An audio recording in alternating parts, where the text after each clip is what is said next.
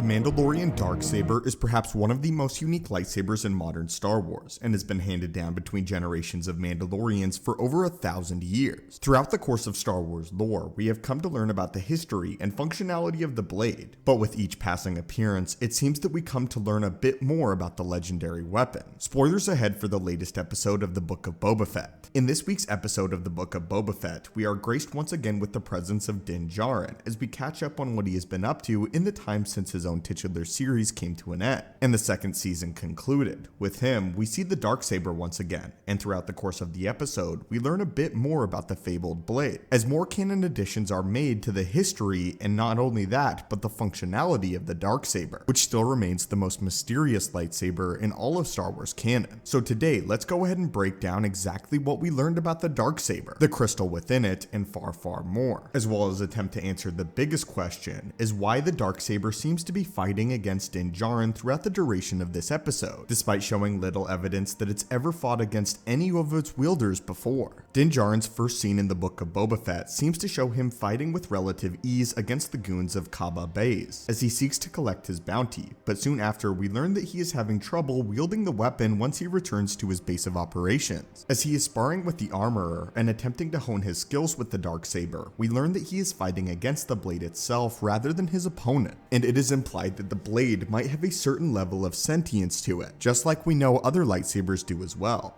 Djarin states that the blade gets heavier with every swing, and it seems as if the blade is actively fighting against Djarin in some capacity, or that the two are clashing with one another, and throughout this encounter, we finally learn exactly why the blade must be won in combat and cannot be gifted to another. This actually directly ties into the ending of The Mandalorian Season 2. The prevalent plot hole during the final scene of The Mandalorian was called to attention by many avid fans, as in Season 2's conclusion, he offers it as a gift to Bo-Katan, who refuses it, as she has not won the blade in physical combat yet. This directly contradicts the logic established by Star Wars Rebels, wherein Bo-Katan is gifted the Darksaber by Sabine Wren, and she assumes control of Mandalore for the time being. But it seems as if the most recent episode of the Book of Boba Fett serves to rectify this error in Star Wars canon. The blade is referred to as a curse when it is gifted into the hands of an unsuitable leader, and the armorer seems to indicate that due to the blade's unceremonial passing to Kryze, the fall of Mandalore arose as a direct result of her getting the blade when she did not deserve it. And Bo-Katan getting the Darksaber was a direct result of the Night of 1,000 Tears, in that it is essentially her fault. This would explain why she is so hesitant to take up the blade again in The Mandalorian Season 2, again via having it gifted to her.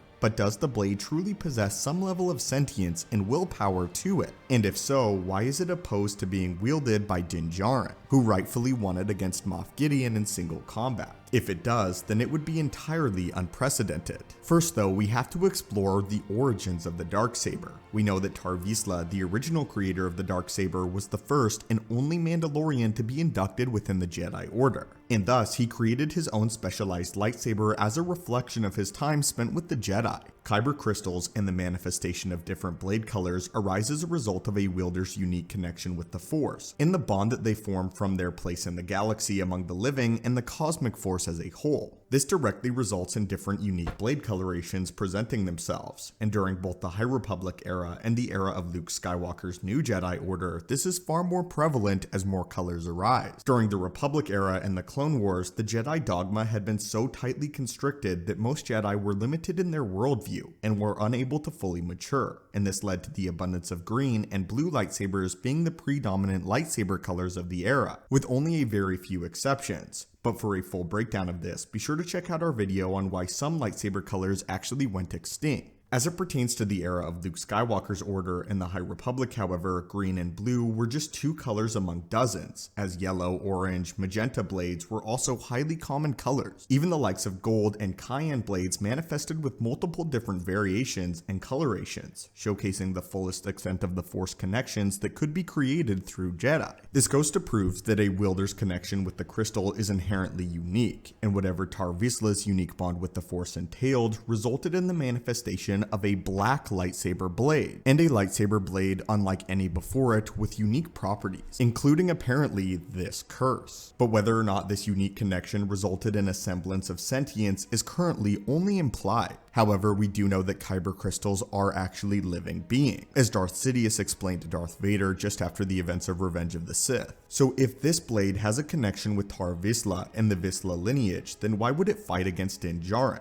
What would make Din Djarin an unworthy wielder, seeing as he won the blade in single combat just as the blade requires? The first option is that he has removed his helmet, thus deviating from the Mandalorian creed. But after a cursory examination of this theory, this does not seem to be the case. It was explained that Din Djarin follows a minority subsect of Mandalorian tradition that deviated from common practice, and Mandalorians had since adapted to remove their helmets on the regular, including other members of the Vizsla clan such as Pre-Vizsla. Bo-Katan, Sabine Wren, and again Pre-Vizsla of the Vizsla family line have all removed their helmets regularly. The Darksaber was then passed down to Darth Maul, and later Moff Gideon, neither of whom were Mandalorian in creed or capacity. One big theory proposes that the Darksaber disapproves of Din Djarin as its wielder because he immediately offered to gift the saber back to Bo-Katan during the closing moments of the second season of The Mandalorian. The Darksaber is a symbol of leadership and nobility, and those who win the Darksaber in combat are being called to lead the Mandalorian people. We know that due to Tar Vizsla's induction into the Jedi Order mandates that he has a strong connection with the Force, and would have believed heavily in the will of the Force and everything that entails. If Din Djarin won the Darksaber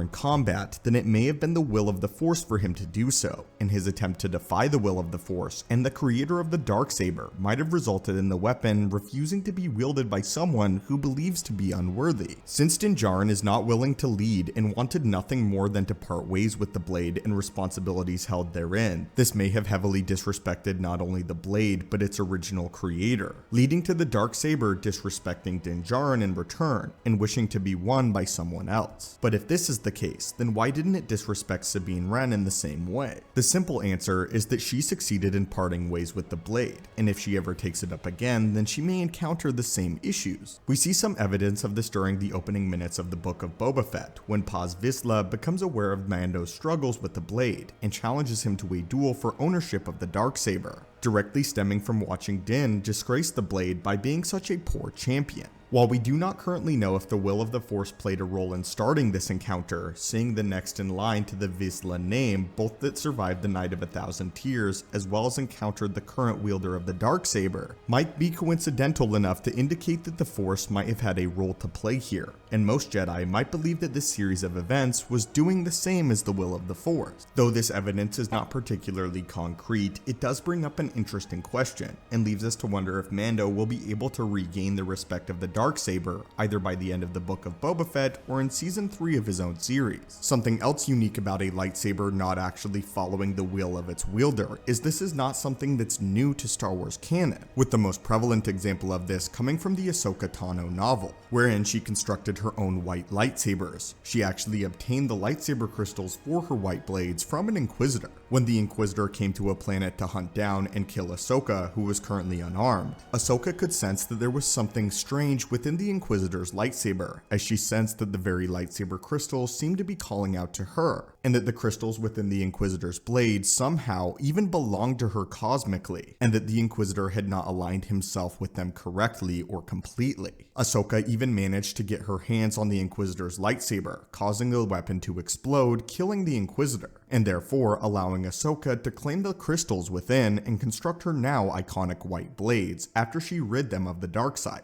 turning them from a red to a white coloration. This could be the exact same thing that is happening with Din Djarin. This doesn't mean though that he cannot align himself with the crystal, just that it is very, very important. Even if he is not a prominent wielder of the Force, not to say that he couldn't one day be, at least to some level, he still needs to align himself with the blade and the crystal within. Only then will the weapon serve his goals. But first, Din Djarin must serve the goals of the lightsaber, the Darksaber, the most iconic weapon in Star Wars. But anyway friends, what do you think of this latest episode? And do you like seeing Mando again now wielding the Darksaber in all of its glory? But what challenges and precedent do you think Mando faces now that he holds the Darksaber within his possession? As always my friends, thank you guys so much for watching the channel. May the Force be with you and have a great day.